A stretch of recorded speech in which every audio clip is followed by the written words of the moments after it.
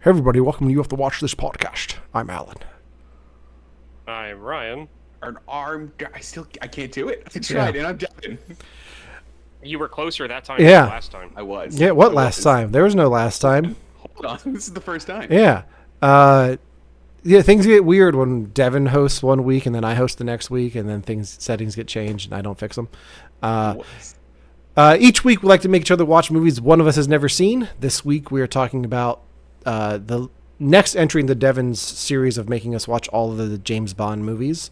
We had to jump around a bit because we had all seen Goldfinger. I forgot what my joke was last time. But so today we're talking about Thunderball, starring Sean Connery and Fish. But before we get into that, we like to talk about things in pop culture that we've watched over the last week. Devon, you had a crazy week with work and travel, right? So you didn't really get to watch much. No, but I did get the distinct pleasure of waking up in an airport, and within 15 minutes of waking up, being ushered through airport security, which don't do that early. It's too much. Actually, I had a question for you. Did I see you were at like a BBC Pops thing? I was at the proms. What was that? It was Holst's The Planets, as done by the BBC proms. It was incredible. I forgot that's a thing I did. Yeah. Did it take you back to marching band junior year? In the middle of it, I was like, Romana, I played this one. Bum, The one bum, that goes bum, bum, bum, bum. That was me. It was good. It Oh was so man. good. But other than that, I didn't watch anything. I don't watch things apparently anymore. It's been a busy week. Yeah, I didn't get to watch much either, but I'll talk about my thing. Ryan, you went to the movies, right? Yes, actually we did. What'd you see? Well, I finally got around to seeing Alien Romulus, and I really don't know how to feel about it yet, No way. to be honest. So, the aesthetic in like half the movie, perfect. Like, could not have been done better. There are just other aspects of it where I'm like, okay, this is kind of geared towards a younger audience. I'm fine with that to get new generations into like the IP. I'm fine with them gearing towards like a younger audience. That's fine. Overall, like young with like younger characters, like as far as I'm concerned, all of the main characters in this movie are like under the age of 22 or 21. So like, like when it comes to like the original Alien movie, like all of the characters were in like their 20s or 30s, like mid to late 20s or 30s. Like it was more of like the age of the characters was more diverse. And there were moments where like the tension just gets worse and worse and worse, as in like the tension gets higher and higher and higher. And usually when that happens, like there's a break and there's like maybe something happens that like relieves that scene, and then it gets back to being tense again. There were just moments where it got to the point where I'm just like, okay, this is too much. I've lost I've lost my ability to like feel anxiety, because it just keeps on one step. It keeps on trying to outdo itself in each next scene. But I understand why it's getting the reviews it's getting, and why it's almost the top earner of all the Alien movies at the moment when it comes to I was gonna say it's the second box office. It's the second highest grossing. What's the first? Yeah, I think it's Aliens. Aliens. Okay. That makes sense. I think I could be wrong on that. I was gonna say Prometheus because I remember that think it is Prometheus had its moment. But It didn't did. people sour on that one? They soured real quick because they were being a bunch of Star Wars fans. Moving on from that one. Yeah. So I recommend any person who is a fan of the franchise to watch it. They do a lot of cool things. And they do one thing that I love, is that they expand on the corruption of the corporation that runs everything. Ooh, Like, yeah. they always kind of hint at it, but this, they throw but I mean, like in this movie, they throw it right in your face, of like the of like the just what happens when you take a mega corporation and like remove all responsibility to the public, or any type of like regulation. Like, this is what happens. Okay. Because it's happened in our past. So I mean, I highly recommend this movie. We used to work for a place like parts that. of it that I'm like, yeah. But for one brief and shining moment, we brought a lot of value to our shareholders. Yes, we used to work for a company like that, much. right, Ryan? Oh no. Oh, yes, we did, and I'm Yeah. thankfully not to be part of that anymore. Yeah. Oh. Yeah. So yeah, I saw that, and then I also finally got around to No, watching. no, no, no, no, no, no, no, no, no, no, no, no, no, no, no. Okay.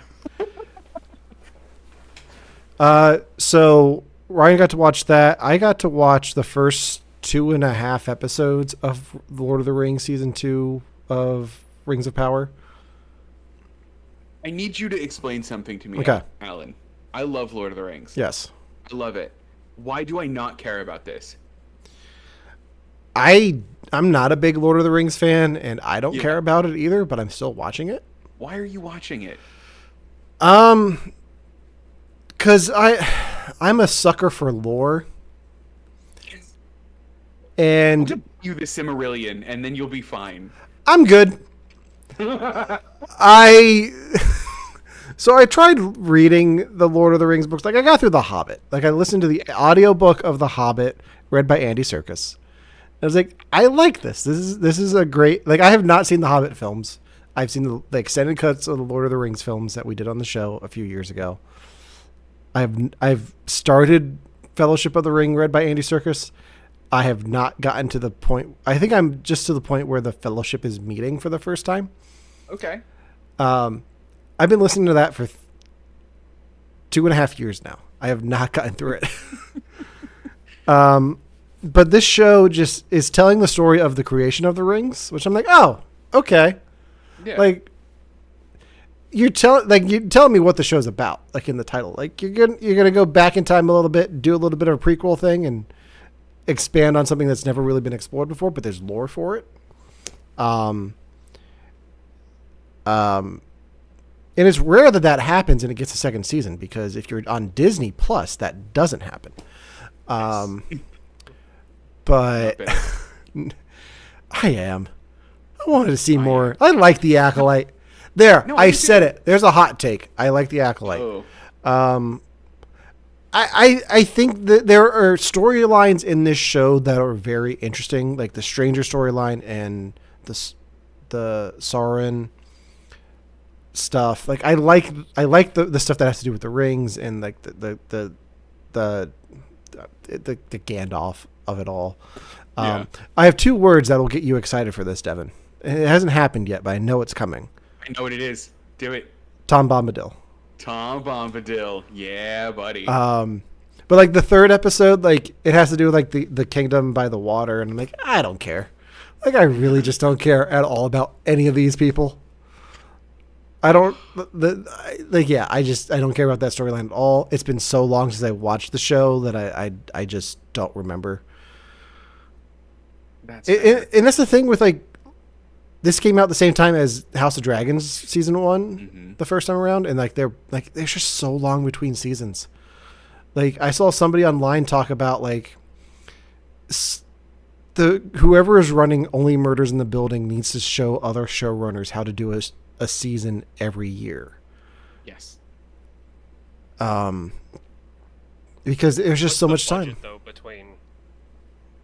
What's the budget though between Only Murders in the Building and this show about the rings? Oh, I know the Lord of the Rings one is higher because they spent a lot of money to get those rights. Yeah. Only for it to not to be connected to any of the other Lord of the Rings stuff. I'm thinking that might have something to do with the fact that because I mean, like, The Boys season 4, I felt like took forever to come out, and and the more visually complex shows seem to take longer to come out with their 8 episodes dumb, but it's just the way it's turning out to be. Yeah, I mean, like you used, yeah. They've changed the model now where television shows are the time is taken to like their films, so the time like they don't rush through production. Yeah.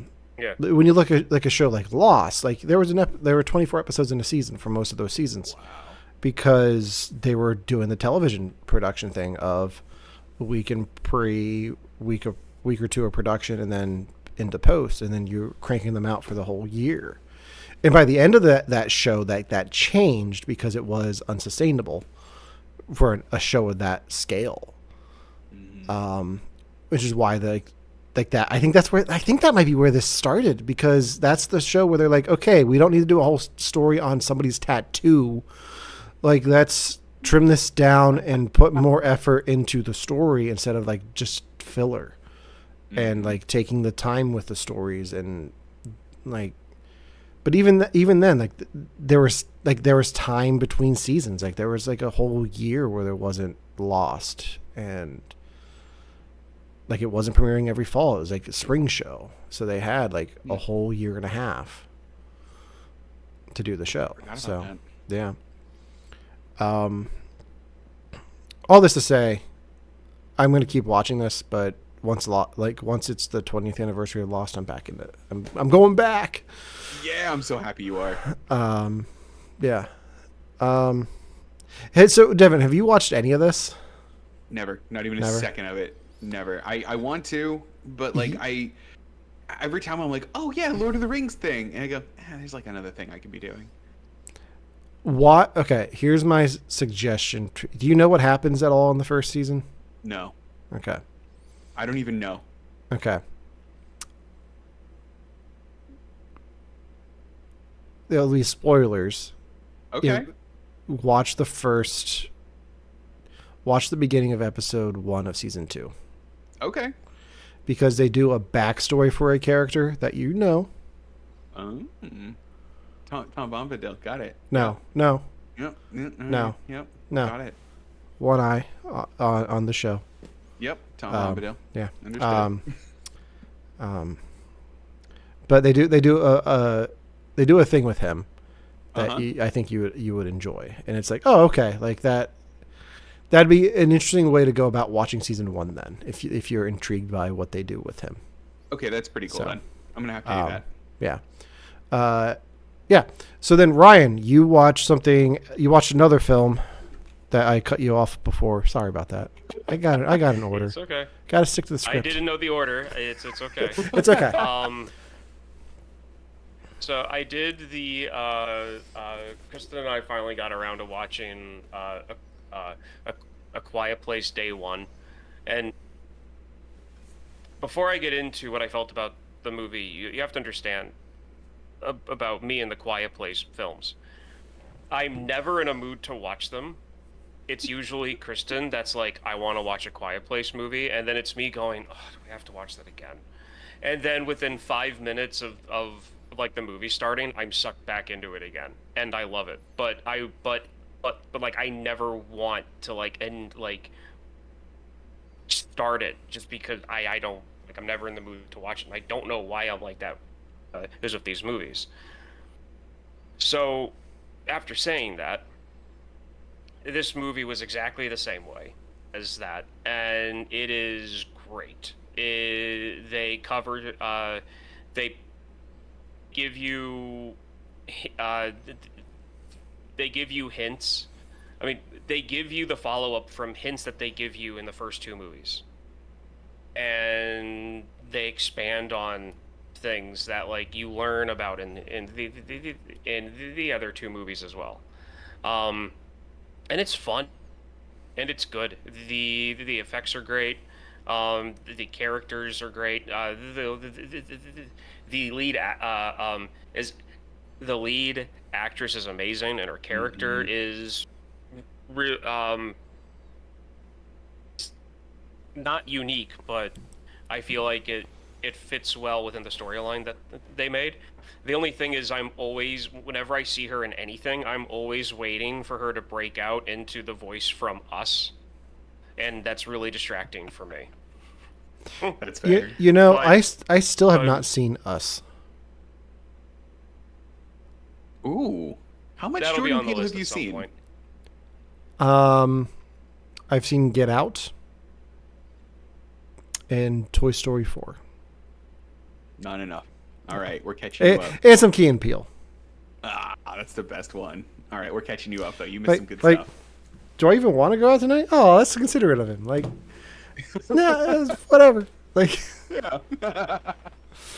um, Love it. so my question for you, Ryan, is: Yeah. does this film take away from the suspense of the other ones? No. No. No, I Does it- would recommend watching them. I would still recommend watching them in release order. But if you were to decide to want to watch this one first and then the other ones, they still flow. The timeline would still flow appropriately. You would Okay. just miss out on one or two things. My next question is: does this add anything to the other two films? Yes. Okay.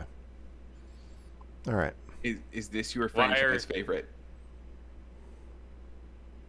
I'll probably always go back to this one because one of the reasons why I'm not when I'm talking and just thinking about it now, I think one of the reasons why I'm not like I want to watch a Quiet Place movie is because of how quiet the movies are for most of it, because the people are trying to not make a noise ever.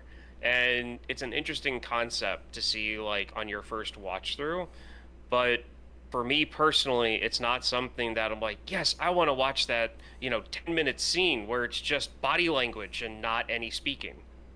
Like, that's just not me. But then when I start watching it, I'm all back into it again. Yeah. Okay. All right. I've only seen the first one. I have no desire to watch the second one. I'm intrigued by this one because I like Lupita Nyong'o and Joseph Quinn. So. If Ryan doesn't I make do you watch it, I'm recommend gonna the make you second watch one, it. though. I do recommend the second one. Yeah. The second one expands on the stuff from the first one. It's- And the third movie pretty much shows you something that gets brought up in the second movie Okay. that you're like, oh, okay, good. They, it expands on that. And I would say that the second movie is actually more heartbreaking than the first. Yeah, definitely true. Yeah. All right. Let's get into today's main topic, which is the fourth entry into the James Bond franchise, Thunderball. I can't do the accent. I tried so hard. I know. So today we're talking about Thunderball, directed by Terrence Young. In fact, Terrence Young's last James Bond directed movie.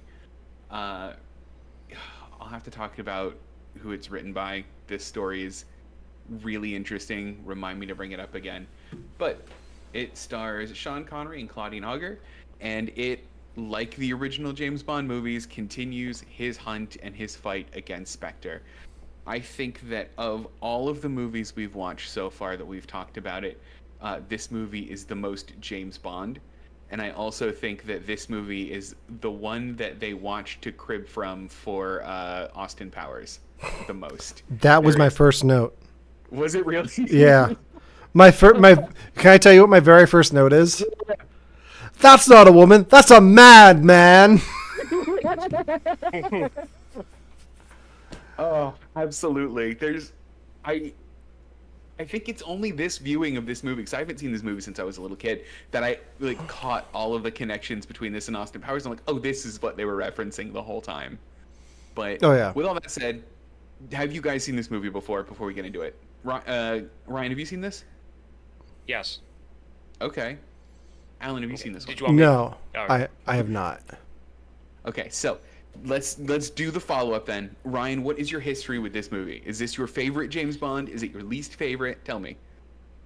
Is my favorite James Bond because of the history that I have with it. There are Ooh. more ridiculous James Bond movies out there that are higher on the list for me.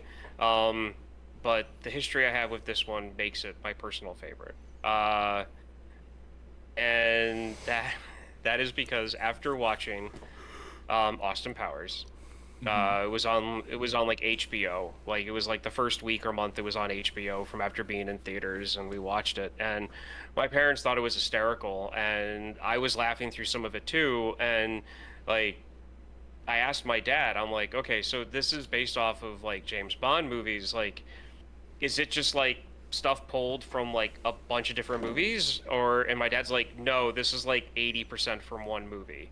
And we went, and then we on our like bi-weekly 48-hour video rental like trip that we did every weekend, my dad got Thunderball, and we watched Thunderball, and then later that night we watched is Austin Powers again. And this is just like, just seeing the two movies back to back, like just everything about it is just perfect. When it comes to just how solid of what, like, the things in this movie eventually show up in every James Bond movie, and it's just the pinnacle for me of like when the ridiculous started. And to me, that's what makes these movies. Yeah, I have that same thing where this is my most, I mean, like I said, the most James Bond movie I think that I can think of. And I think I love it for that reason. Like, it feels like the epicenter of all of it, like way more than like Dr. No was. But Alan, did you have any history with this movie before? Did you know that? Because I asked Romana, I was like, hey, we're watching Thunderball. She goes, I didn't even know that was a James Bond movie. I didn't know what that was. I knew it was a ball. I knew it was a movie. Thunderball. I knew it was a movie. I always get this and Thunderdome confused. Oh, interesting. Okay. So. Oh, I love it. Okay, so Ryan, on this rewatch, what did you think of it?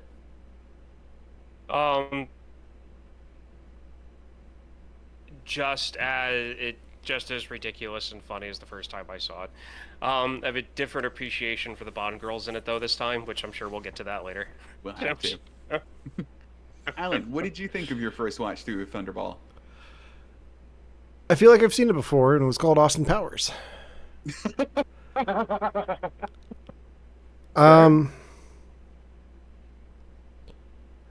There's some fun moments in this that I enjoyed. I wasn't able to do the deep dive with this one like I did for From Russia with Love, but I appreciated it. Like, it's definitely, I like that it's a lot of it takes place underwater. Yeah. And I thought for this, of it to be exact. Yeah, I think for the rental that I had for this one, I think it was restored and it looked fantastic.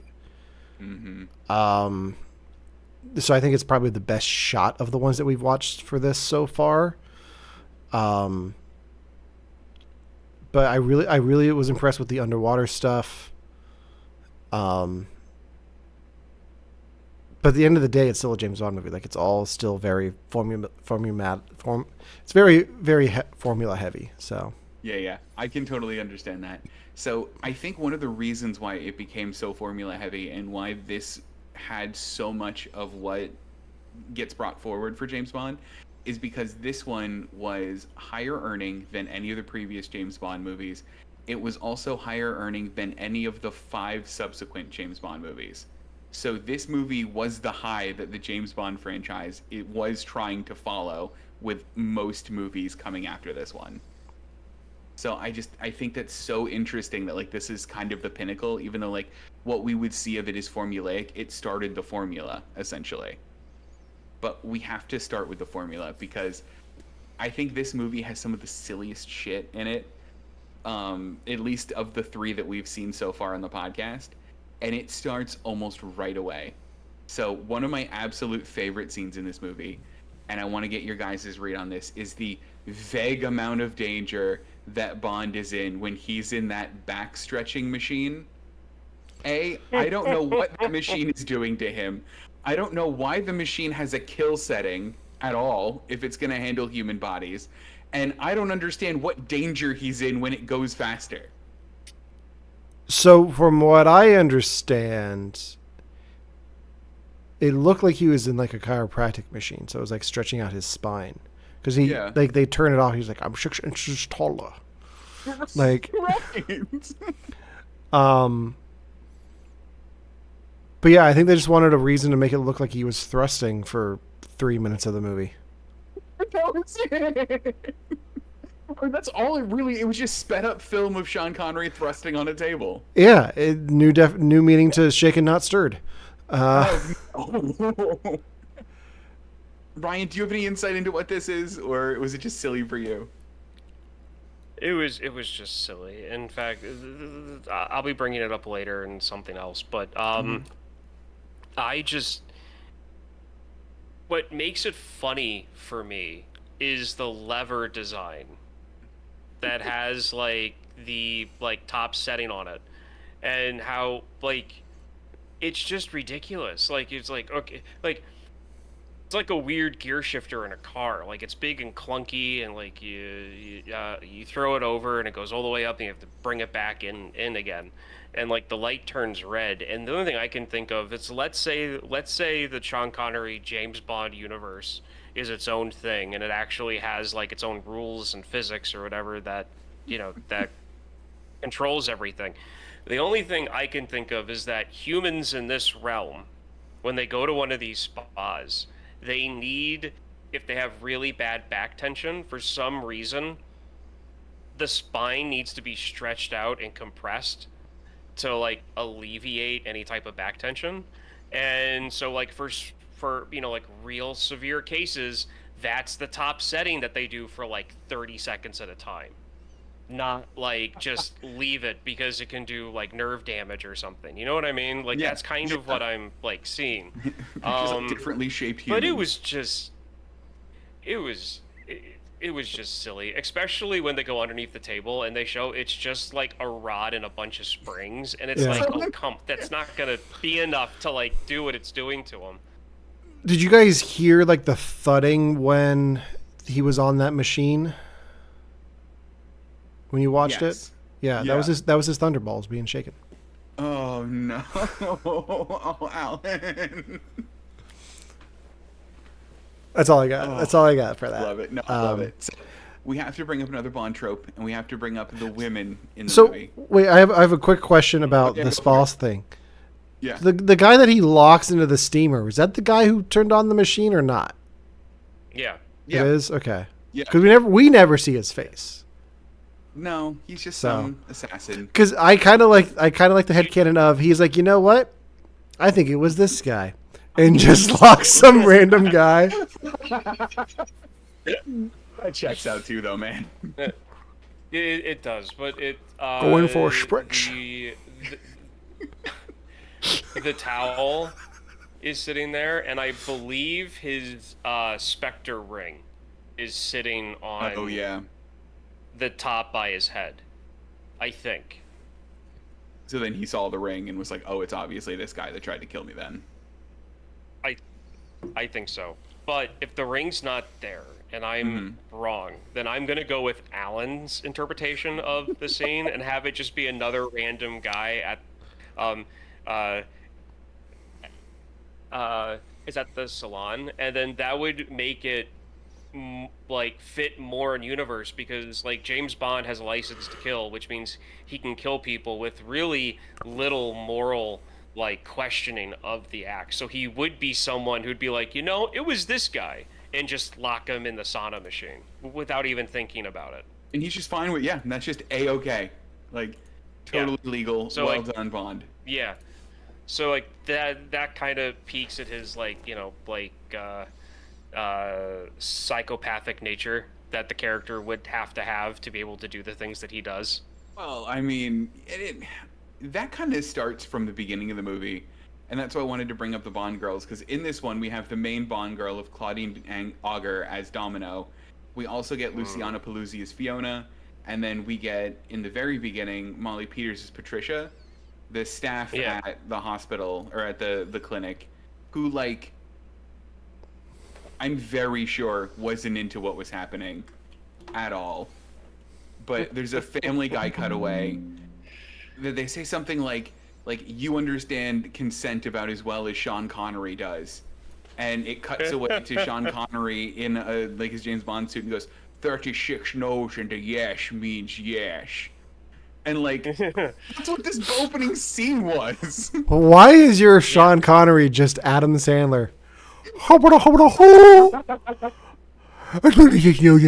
it's a yes. Like, That's all I can do. It's as close as I can come. But I love that line. But like this bit, like in the beginning with Patricia, like made me uncomfortable. yeah. I mean, no, that's the '60s for you. Like that's yeah. Now I just want to see Sean Connery do Adam Sandler lines. Keep going. So I got to look some stuff up.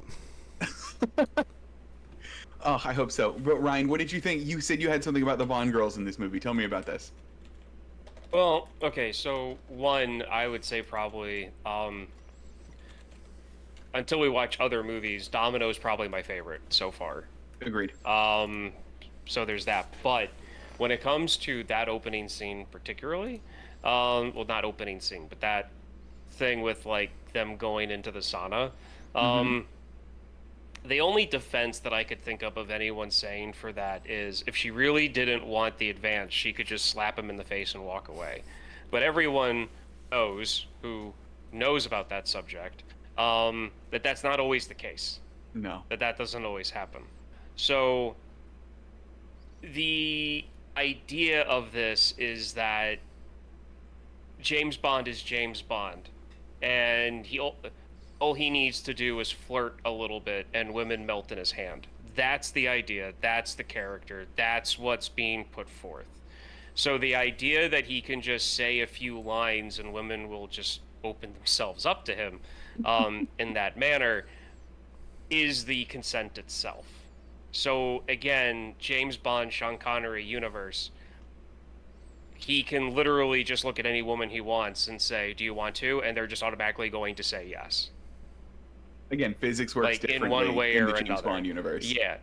Yeah, because whenever they show him walking into a building, particularly in this movie, if you watch, every time he walks into a building and there's women coming out, at least one or two of them will look back at him. And then he looks back kind of like, "Ooh, did I just catch someone looking at me?" And then and then he keeps on walking forward. So I never noticed that. Like, yeah. So I mean, like that's one of the reasons why when it comes to that joke, specifically about James Bond and the whole, like James Bond's like, it's like version of consent. Like, yeah, the jokes are valid and they make total sense, but in the James world, like, it's not supposed to be assault. It's supposed to be cool. That's no matter how cringe flirting. how it looks. Yeah, it's basically painful flirting. Like no matter how cringe that is, that's the James Bond universe. Alan, what did you find? Oh, I found a bunch of lines that we'll save that for the end of the show. Don't let me forget. Gosh, I'll leave this tab open. But okay. So, Alan, how far did your notes go? Because I know that at some point you were taking notes on it, and there's one thing in particular in the opening I really want to talk about. Is it the bad shot of green screen behind Sean Connery for like one frame? Yeah. Yeah. I mean, that was one of the things, yeah. Tell me you didn't get clearance to put Sean Connery on a roof without telling me you didn't get clearance to put Sean Connery on a roof. Or like, I'm not going up there. Like, I'm not doing it. I'm not the Highlander yet. No, that was in my notes. The whole jetpack thing was like, did they just put it on the roof? That was it. Yeah. So there was a line that on this watch of the movie I am convinced is like a joke, where when they're putting the jetpack back into the car, she goes, "So convenient." And I'm like, at first I was like when I was a kid watching this, I was like, yeah, jetpacks would be cool everywhere, real convenient. But now I'm like, no, this is a pain in the ass because they didn't put it there. He had to get there and then they'll load it into a car. I mean, it was cool that they actually had a guy on a jetpack. Yeah, they did. Absolutely. No, so I have that.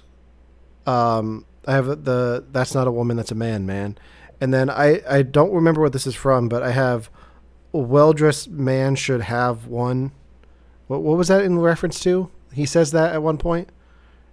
He does say that at one point. I forget what he's saying it about, though. Every well-dressed man should have one. What is he saying? Oh, the watch. It's about the watch. Oh, yeah. Because I put giving him the stuff. every well-dressed man should have one equals never leave the cave without it. Because I just got like Batman and Robin vibes from that. Oh, I love that. But then my last note has to do with the opening credits. Okay. Which is Tom Jones is fucking fire. Yeah, man. Like, if you told me that, please tell me there's more Tom Jones James Bond themes. I don't think there is. Well, then I'm done. But Madonna comes in later. You're gonna make us watch that one? What's up? Gonna make us watch that one? Of course I am. You know what? I said it to Romana today. I said I cannot wait for the Pierce Brosnan era for you guys because I love me some Brosnan. To be fair, that's the only Brosnan one I've ones seen. I grew up with. Oh, that's the only. Wait, so have you seen most of the Brosnan ones, Alan? I've only seen Die Another Day. Oh, Alan, I'm so sorry. You have so much. You've never seen GoldenEye? No, I've played GoldenEye. Oh, I'm gonna do the James Bonding thing, and we might jump forward, but not to the most recent one. We might jump to that one. Yeah, it's good stuff. Just follow the timeline, Devon. We'll get there when we get there. That's Just fair. follow That's fair. That's fair. So, what did you guys think of the plot of this one? So this one's a little bit different than the last Bond movie that we saw. There's a little bit more of action in this one than we had. A little bit less intrigue. More of a MacGuffin. Definitely. I mean, it's essentially just a MacGuffin. I liked it. I like a good MacGuffin story. Like, the bombs are missing. We got to find the bombs. Or the bombs are Thunderball, right? They're Thunderball. Yeah. Okay. Just wanted to make sure I picked up on that. You got it. Yeah, I mean, that's what I know Bond to be. Is like the MacGuffin, like, I gotta stop this from happening. I gotta get the bombs back from the Russian inspector. Right. Gotta get the guy who's petting the cat, who's not Inspector Dr. Claw. Wait, do you know what Claw's storyline or how his storyline ends? Claw? Well, not Claw, but Blofeld? Blofeld, yeah. No. Oh, I can't wait for you to see that. Good. Good. This, right? Well, that's where this comes from, and I never caught that. Where they're like, "We want $10 million," and I'm like, "Oh, that's what they're making fun of in Austin Powers." $100 million in this movie. I looked it up. In today's money, the amount of money that Spectre's asking for is like $4 billion dollars. Oh wow! Okay. Would be today. So I mean, like even then, that's lowballing it. Like we're going to take money from NATO. Like okay, take money from NATO, and like $100 million, and it's like, okay, that's a joke. You did it. Yeah, and they also did the thing with the chair in this one too, and I think this is the first time we see the thing with the chair. That's like. You know, the whole, like, number one, number two, the thing with the chair, him frying the guy on the chair in front of everyone, that's got to be one of my top three scenes of this movie, is when that guy is just going on the chair. For everyone listening at home, Ryan just shook his head so hard his headphones fell off. But yeah, just that, because it's so ridiculous. Like everyone's looking away, no one's trying to even like react to what's actually going on, and then the seat comes back up and it's fried. Like it's just a fried it's like chair. ashes on it. Yeah. which makes me think, like, when the chair went down, does he have, like, people down there, like, removing the body, or does the chair, like, lean forward and dump the body out? Because it comes back up without the body on it. The chair has to be And made of heat-resistant material that can withstand the amount of a human body being reduced to ash in seconds and then pulled back up after being gently swept off by the intern. It's the only way it works. that's got to be what it is. It has to be. Yeah. So we talked a lot about the opening bit, but there's a lot of other stuff, and Yeah. I don't want to belabor every plot point of this one. But what did we all think of how much of it was underwater and what was underwater? Because specifically, that's what sets this one apart from a lot of other Bond movies, is how much of it's underwater and the scope of the action that they do actually set there. So they sink a plane in the movie, obviously. That's where the MacGuffin, that's where Thunderball is. There's work to, cover the plane up. There's searches for the plane, but then there's a huge, massive underwater fight scene in the end with literally 2 armies of people fighting, which is something I don't think I've ever really seen in a movie. How did that work for you guys? Was it a little bit lame? I really enjoyed the underwater stuff because it's really not something you see today outside of like the James Cameron stuff with the submarines. Because like Aquaman does it and Black Panther Wakanda Forever did it, but that wasn't real. Like that was all CGI, like with some underwater stuff, but like it didn't seem real. Like this felt real, and it's like the realism of them actually having to have the oxygen tanks worked for me. Yeah. So that fight scene seemed a lot more intense when I was younger. Because this time when I was watching it, I'm like, oh, there's only like 12 guys on each side. Okay, this isn't as like large of like a fight as I thought it was, but it was still pretty cool. But it was making me remember the 2 episodes of Clone Wars where they go to the underwater world to like help out the nephew of like the one of it's a trap. The trap. Yeah. It's a Akbar. trap guy. Yeah. It was definitely reminding me of that, but like I love the fact that like they use spear guns, like they're using spear guns against each other. They're trying to go for each other's masks or like cut the hoses, and it really surprised me at how many of them just like laid back and just breathed in water and drowned instead of trying to swim up to the surface like one person did. Out of everyone that had their like hoses cut, one person actually swam back up to the surface.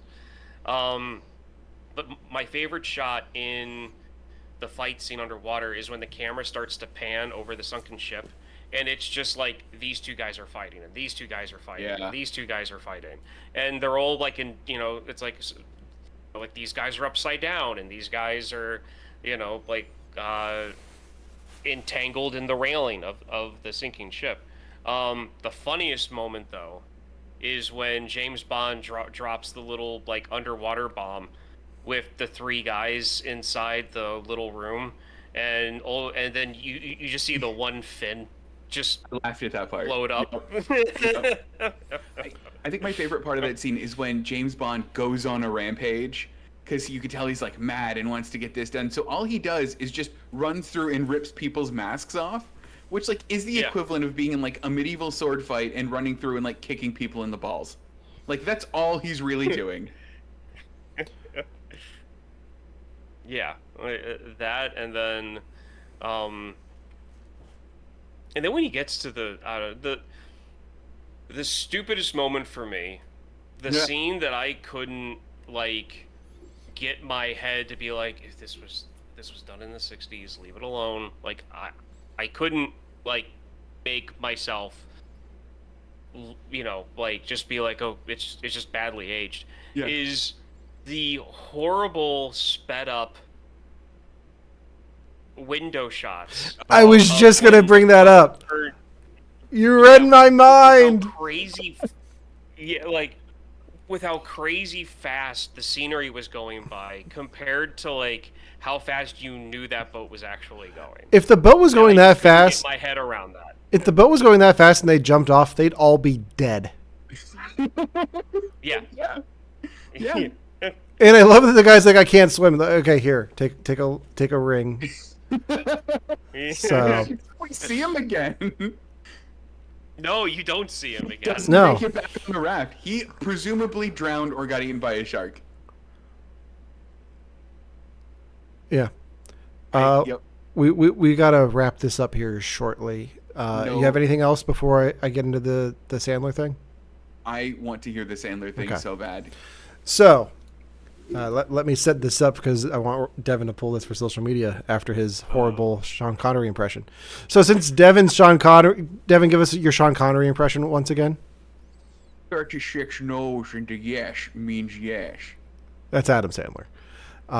So I have pulled an article here of some of the best lines of Adam Sandler, and I'm going to read them as Sean Connery. Yes. And here we're going to play a game with this. I want you guys to guess what the line is from. Okay.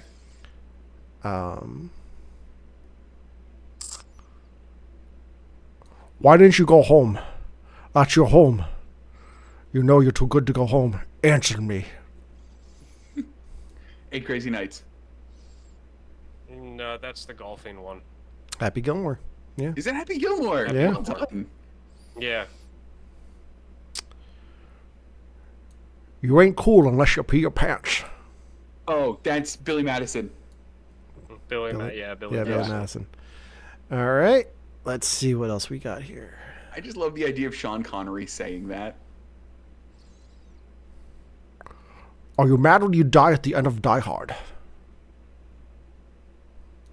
Was that Billy Madison too? No, not Billy Madison. Was that Happy Gilmore too?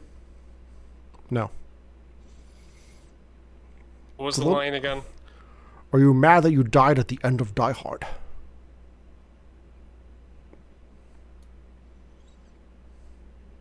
It's a hard one. It's a deep pull.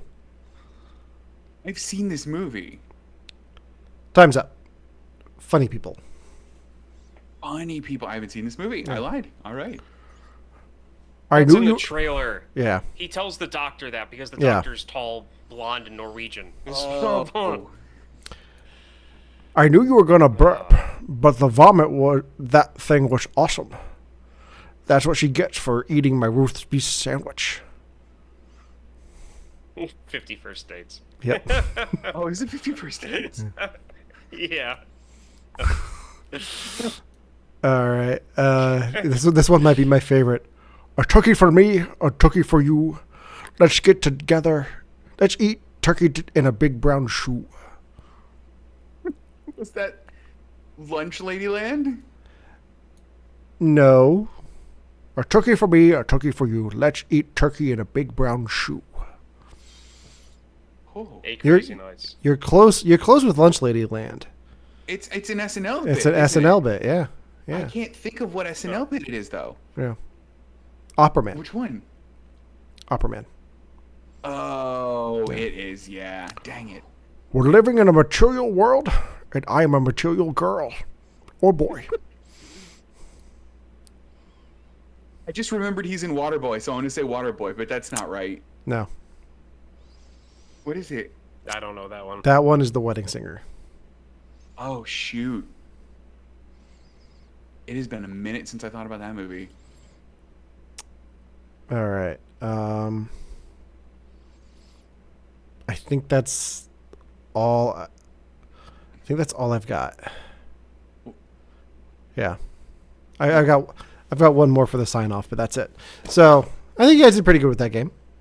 Yeah, yeah. I You got did way better than I did. I've got another game lined up for next week, so Do you? I need to Okay. figure out the logistics of that because it's a visual aid one. So We'll have to also post that on social media too. yes. All right, so that does it for our discussion on Thunderball. What's the next James Bond movie that we're going to do in a month or two? So it depends on what you guys have seen. If it's Connery, I haven't seen it. Oh, okay, good. So the next one is You Only Live Twice. Okay. Yeah. So stay tuned for that. It seems like every other month we're doing a James Bond. It's every other one of my picks. Okay. I do a Cool. pick and then a Bond. Maybe we should spread those out a little bit more so Alan doesn't get burned out on James Bond or Godzilla. Not a problem. Happy to do so. So next week, I am going to use my Oscar bet win pick.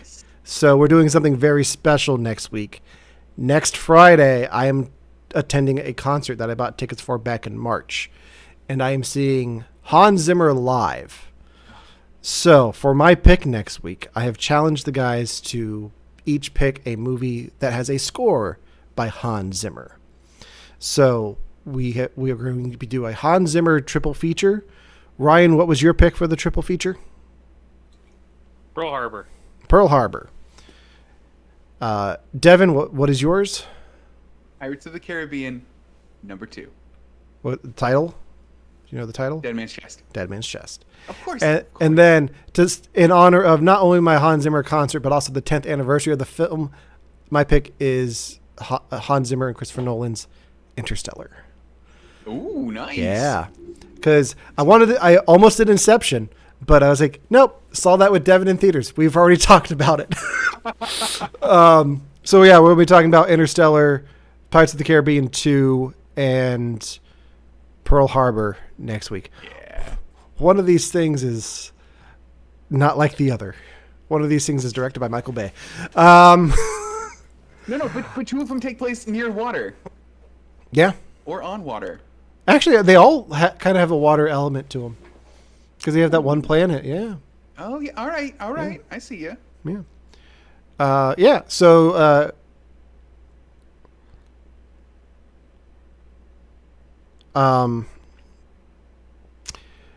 that does it for this week's episode. Make sure to like us on Facebook, follow us on Instagram, where we'll be starting to post reels and stuff that Devon's been making. I just haven't gotten around to it. And follow us, subscribe to our YouTube channel where you can watch us live every week when we go live. And then I have to edit the video so we can hear it. You can hear us the whole time. Until next time for You Have to Watch This Podcast, I'm Alan. I'm Ryan. And I'm Devon. And we will see you next week. Oh, wait, hold on.